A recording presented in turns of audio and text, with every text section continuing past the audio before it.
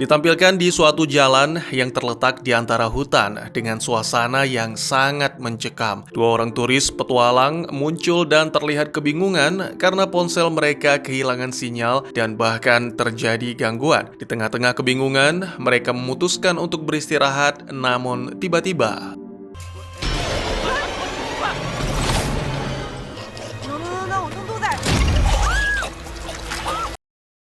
ya, apa yang sebenarnya terjadi?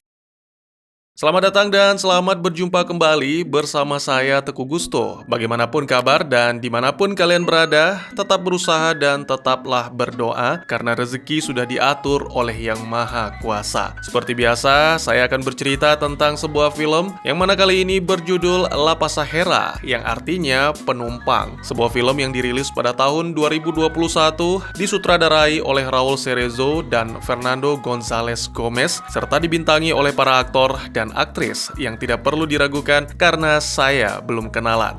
Oleh karena itu, daripada kelamaan, langsung saja kopinya disiapkan dan mari cerita kita lanjutkan.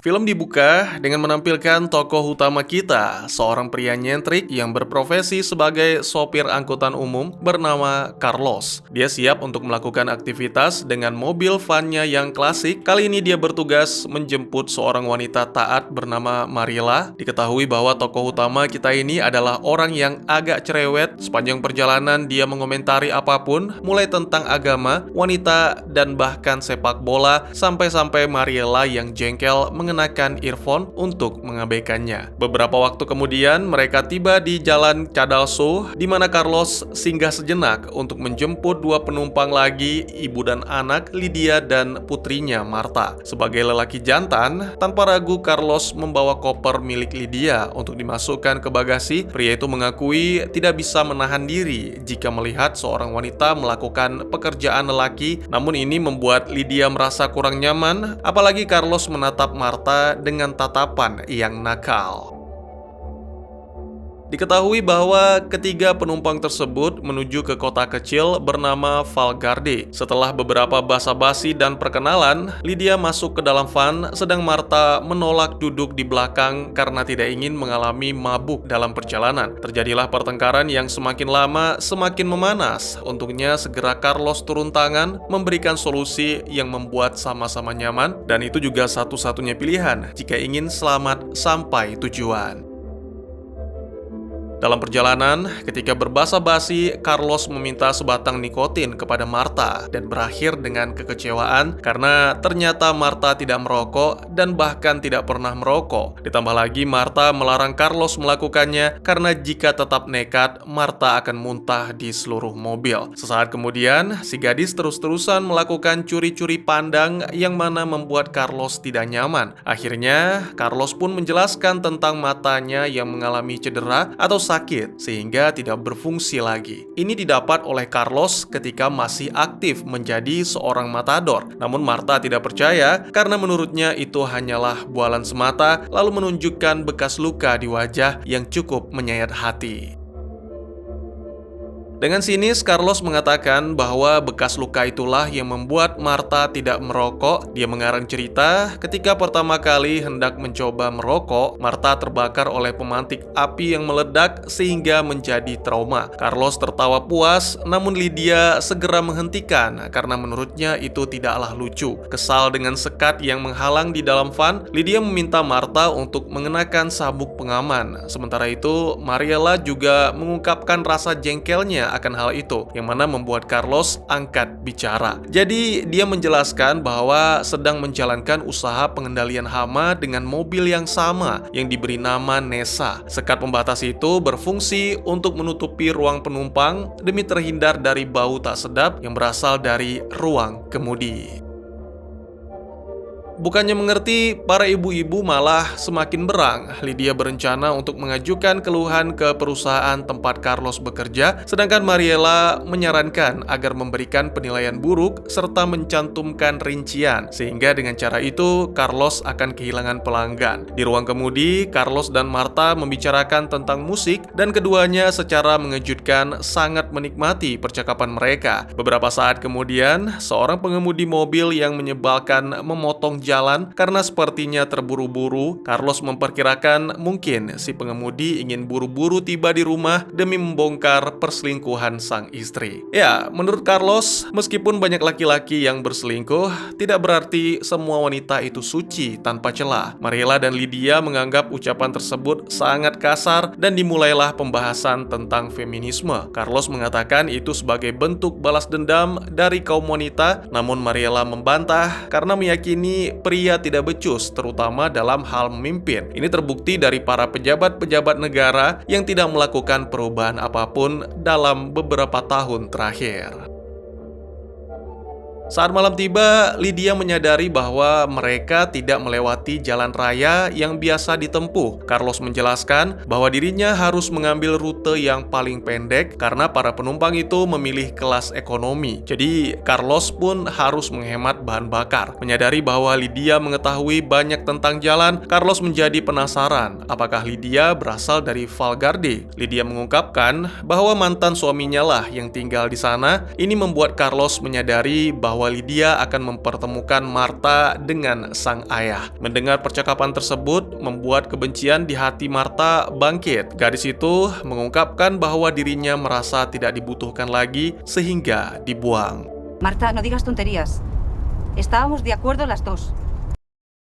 Merasa tidak enak, Carlos meyakinkan Marta bahwa Lydia sebenarnya mencintainya karena setiap ibu pasti mencintai anaknya. Sementara Mariela yang semakin kesal menutup tirai, Marta melanjutkan pengakuannya, menerima dengan lapang dada bahwa ayah dan ibu sudah tidak memperdulikannya lagi. Beberapa waktu kemudian, Carlos tiba-tiba saja menghentikan mobil karena melihat sesuatu. Pria itu bahkan turun dari mobilnya, lalu dia menemukan semacam pecahan kaca dan mencium bau busuk. Pria itu kemudian mengikuti pecahannya sampai dengan menemukan benda aneh di tepi jalan. Bertanya-tanya apakah mungkin itu adalah benda langit semacam meteor yang jatuh?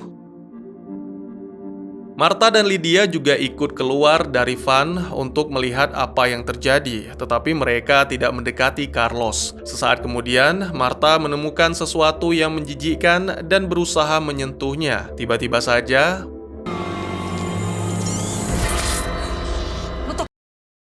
Lydia khawatir Marta terinfeksi, namun gadis itu malah menolak kepedulian sang ibu dan segera masuk ke dalam van. Sementara di sisi lain, Carlos memutuskan untuk tidak mengusik benda misterius itu. Dia berpikir mungkin saja itu milik pemerintah, sehingga kembali ke mobil dan melanjutkan perjalanan adalah keputusan yang bijak. Meskipun tidak menyadari bahwa area tersebut dipenuhi dengan sesuatu yang aneh seperti yang ditemukan Marta.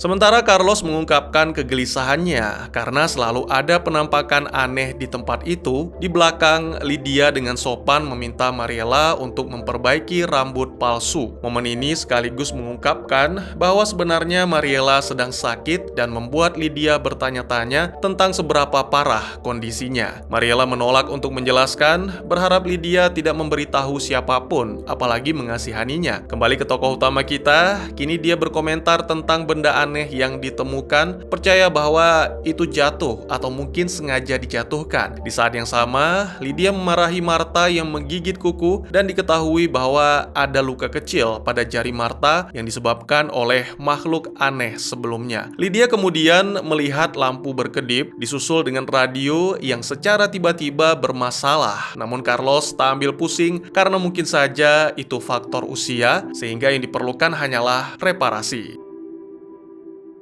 Sesaat kemudian, Lydia kembali berbincang dengan Mariela, di mana pada momen ini, Mariela mengungkapkan bahwa dia telah beberapa kali merawat pasien yang menderita penyakit sama seperti dirinya, dan beberapa dari mereka bahkan sudah meninggal dengan tenang. Dari percakapan tersebut, diketahui bahwa Mariela bukanlah seorang dokter atau perawat, tapi memiliki kegemaran dalam bidang medis dan memiliki sedikit ilmu tentang hal itu. Sembari menenggak obat, Mariela menjelaskan tujuan, yaitu menemui sang ayah yang pergi meninggalkannya ketika masih kecil. Lydia juga sedikit berbagi cerita tentang keluarga, terutama tentang putrinya Marta yang mengalami kecelakaan mobil pada usia 5 tahun akibat dari mantan suami Lydia mengemudi dalam keadaan mabuk. Meskipun mengalami luka bakar, tapi untungnya Marta selamat. Ketika radio kembali berfungsi, Carlos dan Marta sekali lagi berbicara tentang musik. Sayangnya itu hanya bertahan sekejap. Carlos kemudian melihat Marta menatap jari yang bercahaya dan tampak tatapan Marta kosong. Ini membuat Lydia khawatir sehingga segera bertanya kepada putrinya. Keduanya berdebat yang mana membuat Carlos terganggu dan ¿Qué pasa? ¡Hostia! Carlos terus mengemudi, menolak memperdulikan apa yang terjadi, dan di saat yang sama, Marta pun kembali normal. Sementara Mariel tidak bisa menerima apa yang dilakukan Carlos. Atas permintaan seluruh penumpang, akhirnya Carlos kembali ke lokasi kecelakaan tadi, di mana terlihat seorang wanita tergeletak dalam kondisi tak sadarkan diri. Lydia segera menghubungi polisi untuk meminta bantuan, namun sayang ponselnya rusak. Hal yang sama juga dialami Carlos ketika mencoba menghubungi pria itu membuang ponselnya karena merasa panas seperti terbakar. ¡Hostia! ¡Esta tecnología! ¡Tony! Mariela kemudian meminta Carlos mengambil perban, lalu pria itu kembali ke van, di mana dia melihat Marta sedang memeriksa sesuatu yang keluar dari jari yang terluka. Setelah dirawat seadanya, wanita korban kecelakaan itu pun dibawa ke dalam mobil. Lalu Carlos pun memutuskan bahwa mereka harus lebih dulu ke rumah sakit. Di bagian paling belakang, ditampilkan Mariela berusaha mendengarkan apa yang coba disampaikan wanita korban kecelakaan. Namun tiba-tiba saja, wanita korban kecelakaan menyerang. Sayangnya, Lydia dan Carlos terlalu sibuk bertengkar tentang apa yang harus dilakukan sampai-sampai tidak menyadari apa yang terjadi.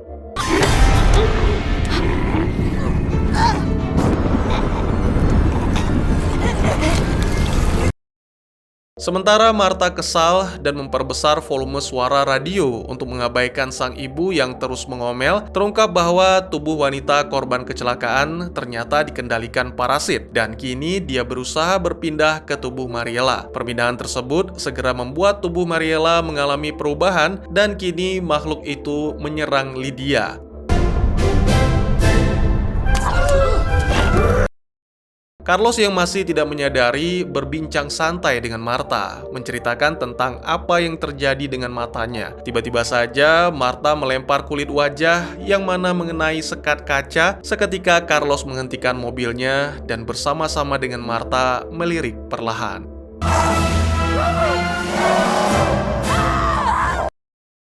Parasit menyadari penyakit dalam tubuh Mariela sehingga berusaha menjadikan Lydia sebagai inang baru. Beruntung, di saat-saat terakhir tokoh utama kita datang, Carlos menghajar Mariela dengan gitar lalu meminta Lydia untuk bergabung dengan Marta.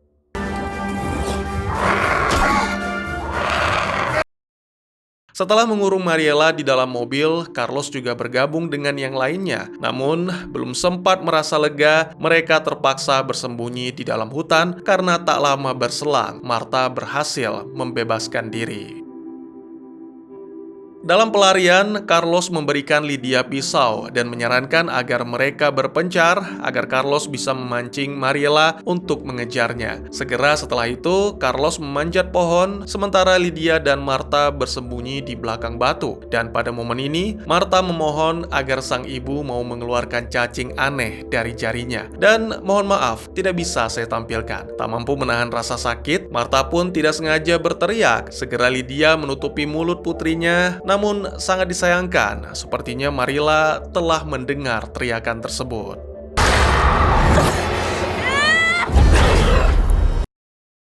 Sebaliknya, teriakan Marta membuat kondisi tokoh utama kita menjadi aman, meskipun setelah itu dia terjatuh karena berusaha menangkap topi. Kembali ke Mariela yang melihat cahaya senter dan segera bersiap untuk menerkam, namun untungnya ibu dan anak telah pergi dan cacing yang sebelumnya dikeluarkan dari jari Marta kini masuk ke jari Mariela.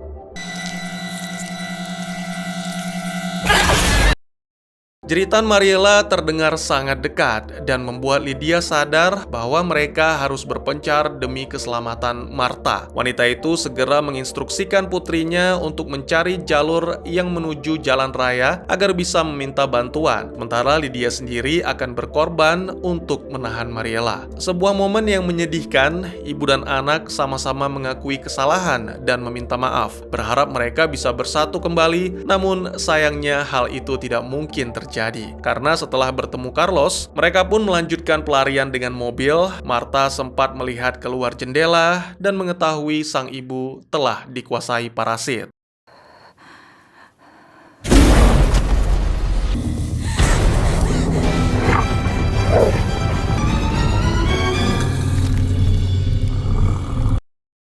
Saat Carlos mengemudi, Marta menjelaskan bahwa apa yang mereka hadapi adalah makhluk parasit. Ini membuat Carlos kembali mengingat benda aneh yang ia temukan di tepi jalan dan menduganya sebagai Unidentified Flying Object atau UFO. Untuk menenangkan, mereka kemudian mendengarkan musik dari radio. Beberapa waktu kemudian, mereka tiba di kota kecil. Anehnya tempat itu benar-benar kosong, seperti kota hantu. Carlos memutuskan untuk mencari pom bensin. Tiba-tiba saja mobil mereka mogok dan setelah diperiksa, ternyata sejak tadi tangki bahan bakar mengalami kebocoran.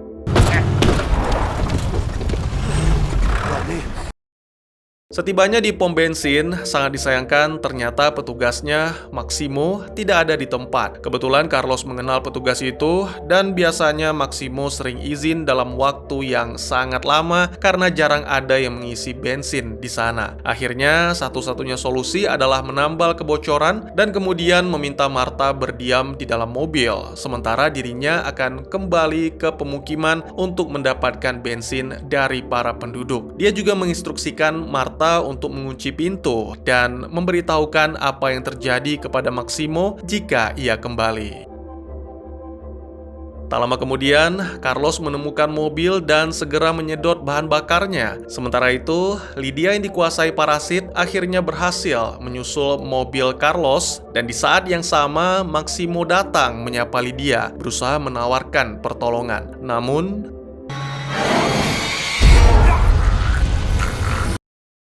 tentu saja Marta yang menyaksikan hal ini menjadi sangat ketakutan. Gadis itu mengambil kesempatan untuk menyelinap keluar lalu bersembunyi di kolong mobil. Kembali ke tokoh utama kita yang secara tiba-tiba menemukan kucing lucu namun ada darah di bulunya. Merasa penasaran, Carlos pun mengikuti kucing yang memasuki sebuah bangunan melalui jendela kecil. Namun pria itu sama sekali tidak menemukan hal yang aneh, padahal di sana ada mayat seorang pria tanpa kepala. Adegan kemudian menampilkan beberapa waktu kemudian, Marta telah benar-benar terpojok. Kini dia hanya bisa pasrah karena sepertinya Lydia telah mengetahui lokasinya. Namun,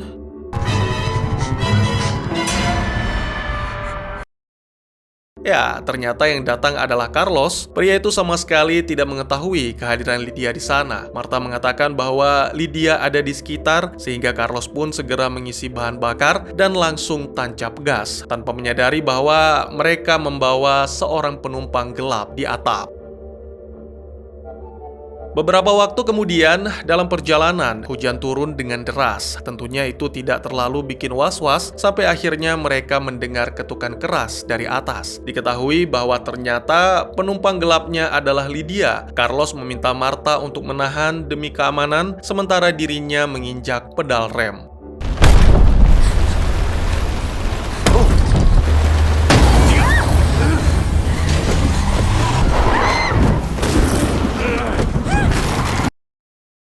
Meski telah ditabrak dan dilindas, tapi Lydia tetap bangkit kembali, seolah tidak terjadi apa-apa. Kembali ke tokoh utama kita, untuk menenangkan diri, mereka memutar lagu favorit sembari menyepakati kata sandi jika sewaktu-waktu mereka terpisah. Sialnya, Carlos harus menghentikan mobil karena merasa pusing akibat sejak tadi belum mengkonsumsi air. Kesialan pun seolah menjadi berlipat ganda ketika Marta menyadari sang ibu sudah berada di kursi belakang.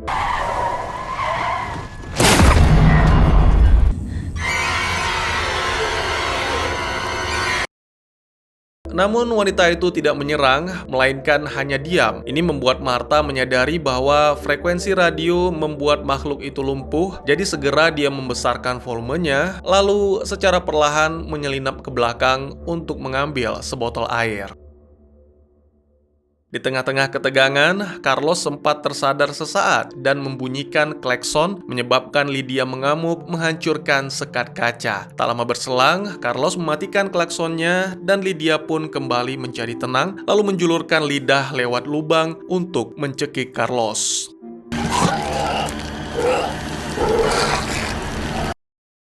Untungnya, Marta menyelamatkan di waktu yang tepat dan segera memberikan air untuk Carlos. Sayangnya gadis itu tertangkap dan kini satu-satunya harapan ada di tangan Carlos.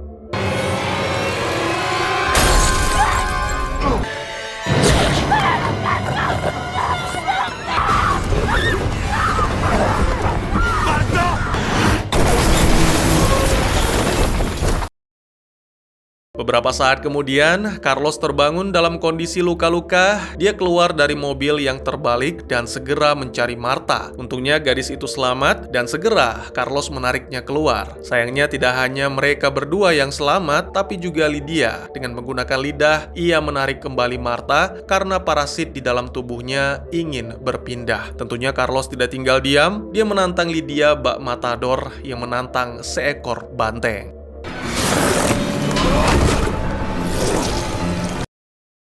Lagi-lagi sangat disayangkan itu cuma untuk pengalihan dan Carlos pun siap menerima kematian. Namun di saat-saat terakhir,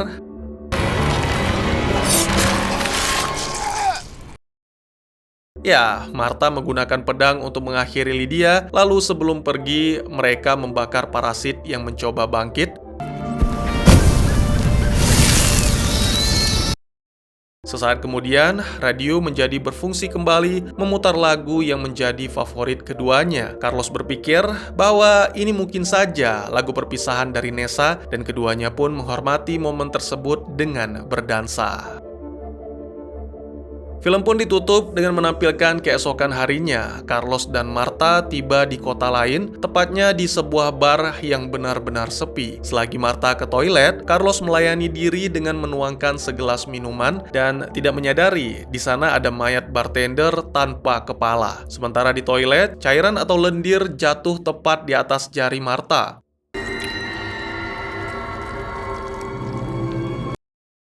Masih belum menyadari diri dalam bahaya, Carlos dengan santai menyalakan radio dan membakar batang nikotinnya. Seketika semua orang-orang yang telah dikuasai parasit datang menyerbu, termasuk Marta. Tapi tokoh utama kita tetap bersikap tenang. Apakah Carlos bersikap tenang karena menerima kematian, ataukah dia memiliki rencana cadangan? Dan tamat. Apa yang akan Anda lakukan jika terjebak dalam peristiwa yang serupa? Mungkin ada beberapa yang menganggapnya sebagai mimpi buruk, terjebak di dalam taksi online dengan orang asing, dan di saat yang sama, alien datang menghabisi para penumpang dan menggunakan tubuhnya sebagai inang. Mungkin itulah gambaran secara singkat dari film ini. Dalam adegan pembuka, film yang memiliki judul lain The Passenger ini menampilkan panorama yang meresahkan. Dari sebuah hutan gelap, jalan ditutupi kabut, dua orang petualang dengan ransel muncul dari hutan dengan penampilan yang cukup lelah. Pembukaan ini mengatur cerita untuk apa yang akan terjadi selanjutnya. Tapi sebelum kesenangan dimulai, kamera beralih ke tokoh utama Carlos yang memiliki sebuah van klasik, tempat sebagian besar cerita berlangsung. Seorang mantan pembasmi serangga dan matador, dia adalah pendamping yang sempurna untuk tiga wanita yang akan melakukan perjalanan dengan van-nya. Jika diperhatikan, tokoh utama kita ini memiliki sifat kebencian klasik, sedangkan Mariela adalah wanita yang sangat religius. Ia melakukan perjalanan untuk bertemu kembali dengan sang ayah yang dulu meninggalkannya. Lalu juga bergabung dengan mereka dua wanita lain, ibu dan anak, Lydia dan Marta, yang mana memiliki masalah tersendiri, membuat keduanya terlihat seperti orang asing dengan wajah baru, tidak hanya asing bagi para penumpang lain, tapi asing bagi keduanya.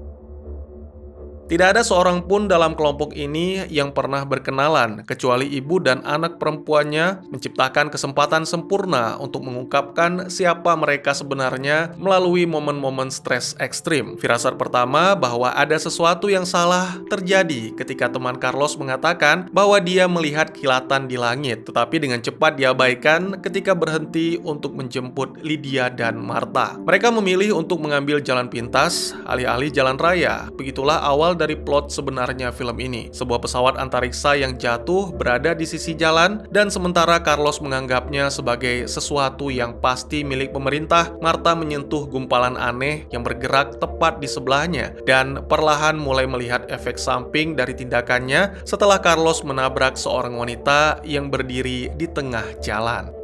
Premis utama di balik film ini adalah bahwa keempat orang asing sekarang harus melawan makhluk asing. Nah lo, sama-sama asing kan tuh?